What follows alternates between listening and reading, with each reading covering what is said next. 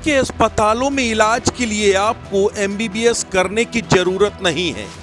चाहे अंगूठा टेक हो या 5वीं फेल, सरकारी अस्पतालों में आप डॉक्टर बन सकते हैं। अगर यकीन न हो तो उत्तर प्रदेश के उन्नाव आ जाइए, आपके सारे मुगालते दूर हो जाएंगे।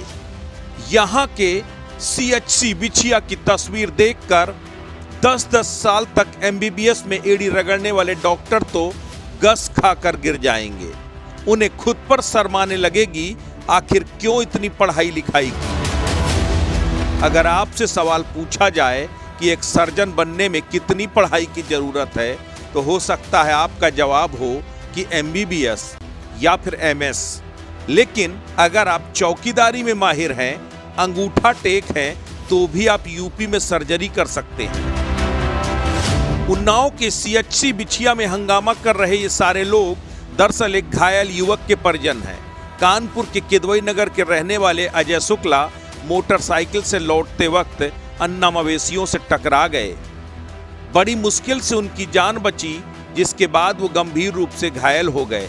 मौके पर पहुंचे आसपास के लोगों ने घायल युवक को स्थानीय सीएचसी बिछिया में पहुंचाया।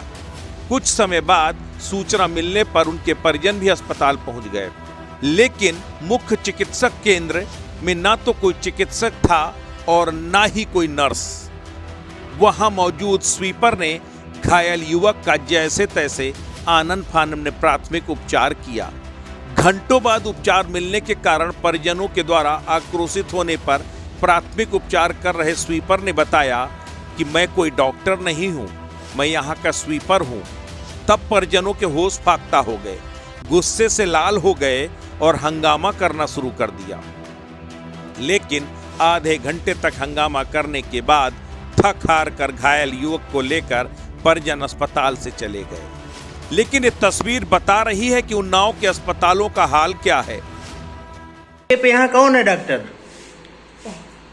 क्यों कैजुअलिटी हो जाए, कुछ हो जाए, उसकी जिम्मेदारी किसकी है? आपका कौन सा पद है यहाँ हॉस्पिटल में? अरे स्वीपर कम चौकीदार। अच्छा, ये आप स्वीपर कम चौकीदार है। यहाँ चौकीदार ड्रेसिंग कर रहा है। टाका लगाने से आ जाएगा इनका सही? तो टाका आप लगा लेते हैं? स्वीपर यहाँ टाका लगाएगा? स्वीपर कम चौकीदार टाका लगाएगा? डॉक्टर नहीं मौके से है? ग्रामीण क्षेत्रों की स्थिति तो बद से बदतर है।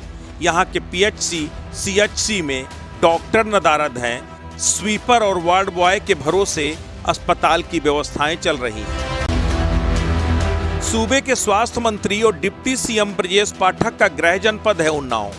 जब स्वास्थ्य मंत्री के गृह जनपद की व्यवस्था ऐसी है, तब पूरे सूबे में स्वास्थ्य व्यवस्था कैसी होगी, इसमें ज्यादा दिमाग लगाने की जरूरत नहीं है। पूरे देश में डॉक्टरों की कमी है, लेकिन उत्तर प्रदेश में डॉक्टरों की कमी ना होने पाए, इसके लिए सबसे अच्छा तरीका खोज निकाला गया है।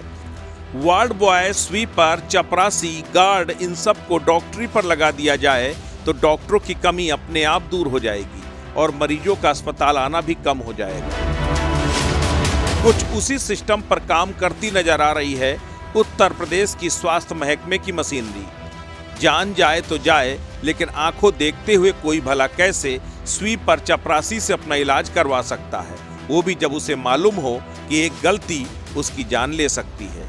लेकिन सबसे मजे की बात यह है कि जनपद के स्वास्थ्य महकमे के आला अधिकारियों को ना तो इसकी कोई सुध है और ना ही उन्हें इससे कोई फर्क पड़ता है।